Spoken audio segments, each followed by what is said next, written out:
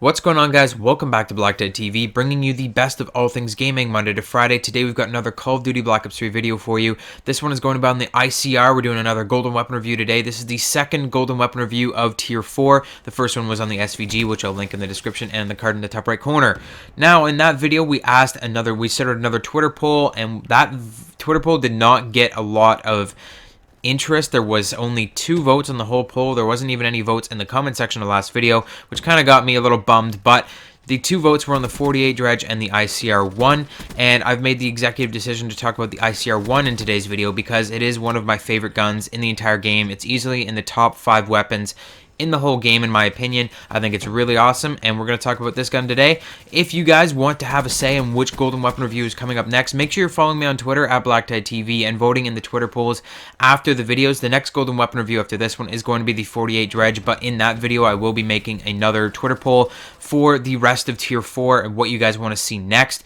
As we get past Tier 4, we're going to get into some pretty much strictly assault rifles and SMGs, because there's only 4 LMGs, 4 sniper rifles, 4 shotguns, not including DLC. So those weapons are going to kind of take a back seat. We're going to start talking about more assault rifles and stuff. So when we get past Tier 4, there's not going to be much voting left. So make sure you guys are actually voting for the last weapons in Tier 4 in the Twitter poll when I post that after the 48 Dredge video comes out. That's probably going to be tomorrow or maybe even later today. But anyways, let's go ahead and start talking about the ICR-1 today. I'm just bummed out right now. I just want to rant about how nobody ever fucking votes on my Twitter polls and stuff like that.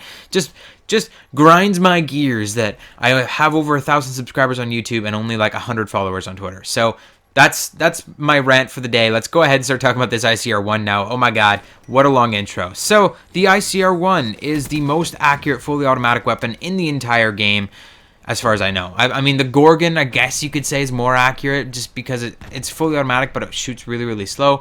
But this weapon is actually a faster firing, fully automatic weapon, and it is extremely, extremely accurate. If you've played any Call of Duty before in your entire life, there's always a gun in Call of Duty games that's just superior accuracy to anything else, like the ACR in Modern Warfare 2, the ACR 6.8, I think that was what it was called, in Modern Warfare 3. I can't think of any of the other guns in the more frequent games, but there's always been a weapon that's been super accurate, an assault rifle that's been more accurate than anything else, that everybody always complains, oh, it's like a laser gun and it's too easy to use. That would be the ICR in this game. The gameplay that you're seeing today is actually pretty old, and the ICR has received a few more accuracy buffs since this gameplay, which just astounds me. I've talked about it in a few videos before, which I'll link in the card in the top right corner. But it's just crazy that this thing keeps getting accuracy buffs and accuracy buffs. It's like, it's already the most accurate assault rifle in the game. Why do they keep buffing accuracy? They can buff something else and actually make it half decent in other areas. It's because it's got pretty low damage and it's got pretty slow fire rate. I know I just said that it is a faster firing assault rifle, but it still does shoot pretty slow compared to a lot of other weapons in the game. So it's not very competitive at close quarters combat. It's definitely made for a certain play style, a certain type of player, a really accurate player, someone that values accuracy over anything else. That's what this gun is made for. And if you really do that, if you really focus on making your accuracy on point, this weapon is going to be just top tier for you. There's not going to be another weapon in the game that you're going to want to use once you discover the ICR-1. So it is a weapon that you can specialize in. If you use this weapon religiously, you'll get very, very good with it. You'll be pretty much unstoppable, like 100% accuracy. But at the same time, it's very easy to use for somebody that isn't going to use it religiously. If you just pick this weapon up, it's going to be easy for you to use just because it's so simple, it's so straightforward. It does most of the work for you itself with its accuracy. It's not going to kick too much unless you're getting shot at and you're kind of flinching because you're getting shot at. This weapon's going to be incredibly, incredibly accurate for you. You're not going to have a hard time using this gun. So it can be used in basically any playstyle, but there are 2 specific playstyles that I have for you that I want to talk about today that we're going to get into in just a couple seconds. But you really can use this in any playstyle. If you have any kind of playstyle that you want, like obviously not like as a sniper rifle playstyle or a shotgun playstyle, but if you are using any other assault rifle, any other SMG, and you say, I just want a different gun to put in instead of my primary weapon I'm using right now, try the ICR. It pretty much fits with any kind of playstyle, any kind of way that you want to use a gun. The ICR will fit in there nicely. but it does have specific playstyles that I think are better than anything else, and we're going to talk about those today. So there are already so many great choices for like 1v1 kind of quick draw, cowboy style gunfights in Black Ops 3, where it's like whoever can draw the gun the fastest and get their accuracy on point will win. The ICR-1 is not good at this. This is like the one thing that you shouldn't be using the ICR for, is 1v1 really close range gunfights like the one that I almost got into right there. If I was standing in that door instead of kind of peeking around that door, it would have been a completely different story. I would have died. The ICR-1 is not good at engaging enemies face-to-face 1v1. It doesn't have a high enough damage or fire rate to actually allow you to get the drop on an enemy. Even if you have the accuracy, you're not going to be able to get a kill on an enemy that is 1v1ing you in a very close quarters combat situation. Almost any other gun will outperform you. So what you have to do is you're going to have to be very, very precise in your actions with this weapon. You're going to want to pay attention to the spawns. You're going to want to control the map at long range kind of pinch points, and you're never going to never ever run into an area that you're not sure of. If you think, oh, there could be an enemy in there, but I'm not sure. There could be multiple enemies in there, but I'm not sure. Just don't go in there. Just wait for the enemies to come to you. This is more of a defensive weapon than anything. So you're going to want to use absolute deadly accuracy, like the deadly accuracy of this weapon. You're going to want to use it to delete enemies at long range, or head down the skinny lanes of the map. Like there are some maps that have very, very skinny kind of lanes that a lot of enemies will use to flank your position. Get into those lanes and kind of block enemies from flanking, or do the flanking yourself and shoot enemies in the back with this weapon. But this is a tactical weapon, and it should be used as such. So what do we do with tactical weapons on BlackTideTV? Well, we usually play objective-based game modes. Well, I basically recommend objective-based game modes for anything anyways, but with this weapon, exclusively objective-based game modes. Like Team Deathmatch, you're not going to have a lot of luck.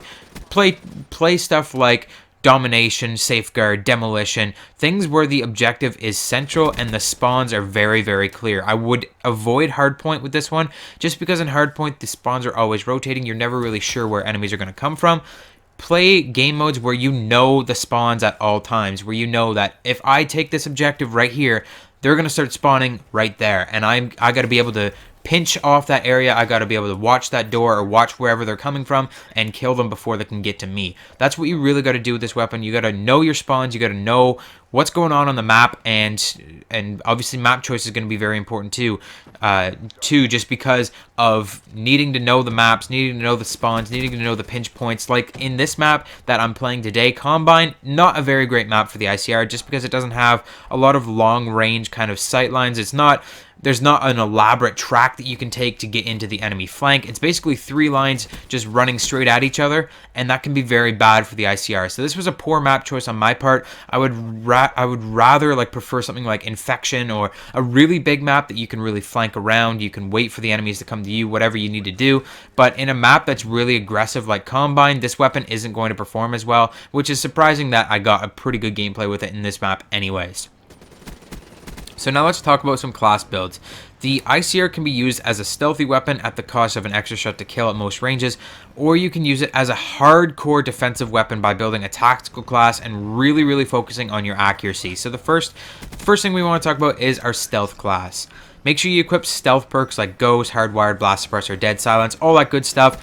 And you're going to want to use stealthy equipment like combat axes. Well, you don't really need to use stealthy equipment, but if you want to, if you feel like you're going to be in a better situation if you're using combat axes, or something stealthy that you can use in an equipment situation against enemies, that you can use that instead of actually shooting your weapon at the enemies yourself. Do you think that's going to help you? Definitely run that, but you definitely do not need to run equipment if you're playing a stealthy build. But you will want to run a specialist that'll help you to break through the enemy lines, something like active camo that you can sneak by, or just a powerful weapon like the War Machine or the Scythe, and just obliterate the enemy, the enemy front line, and then sneak into their base and then start going stealthy from there. As far as attachments go for your stealth class, you want a suppressor, obviously, but remember to counter the negative effects of the suppressor with long barrel and or high caliber. You're going to want to use... Okay, so now let's just get away from the stealth class now. Let's talk about my personal favorites. My personal favorite class, the Defender class. This is a really cool class because you can kind of customize it to your playstyle, but what you're going to want to do is either run defensive perks like Tactical Mask Awareness, Flak Jacket, or You can make your playstyle a little bit more special with mobility perks. This is what I like to do, like Afterburner, Fast Hands, and Ghost, and then you can control the spawns a little bit more effectively. You can use defensive equipment and the Hive Specialist to block off the lanes that you aren't protecting, or you can use Vision Pulse to just increase your general knowledge of the battlefield, where the enemies are spawning, and all that kind of stuff. And for attachments on this class, you'll just want to focus on making the ICR just an absolute headshot laser by stacking stuff like Varix 3 and Boa Sights, which, if you did not know, actually increase your accuracy now. There's a huge buff to them, and they're actually going to be better than foregrip. So stack either Varix 3 or Boa Sights with the foregrip and high caliber and aim for the head, and you're going to have an awesome time just being 100% accurate in defensive situations with this gun. But class builds aside, let's talk about the special variants that I have for you today. I've got two ICR-1 variants. The first one is the golden variant. The ace, which you're seeing in this gameplay, is using fast mags, grip, long barrel, and high caliber. I'm giving the ICR a little bit of extra kick. I'm making it a little bit more powerful while keeping it mobile with those fast mags and stuff like that, so I can always be rushing the objective. I don't need to worry about slower reload speeds or engaging my enemies a little bit slower. I have all the stuff to make this weapon a little bit more peppy, but I also have it so that it's going to be just useful in all situations. My Dark Matter variant I now use is a little bit more simplified. It's the same kind of formula, just a little bit simplified. I'm just using quick draw grip, and high caliber, so I can equip more perks instead of the attachments. And that's it for today's video. I hope you enjoyed it. We talked about the ICR-1 for a long time, and I hope you really try out the ICR-1. It's one of my favorite guns in the whole game. I always gravitate towards the accurate kind of weapons in Call of Duty games, just because I love how they do most of the work for you, and you can really just, as long as you have the skill to get your shots on point, you're going to be in a really good situation with your weapons. You don't need to worry about trying to counter the kick of your weapon while still playing. It's a lot of work when you're using really inaccurate weapons, for example, like the Man of War or something. Whereas this weapon, it does all the work for you. You just have to aim and shoot, and you're going to have a great time. So like I said, the next Golden Weapon review will be on the 48 Dredge. We're getting close to the end of Golden Weapon reviews, so make sure you're hitting that like button, subscribe for more Golden Weapon reviews and BlackTideTV content every Monday to Friday. Today is Monday, so we've got 4 more days of BlackTideTV coming up. Thanks a lot for watching, and I'll see you guys tomorrow.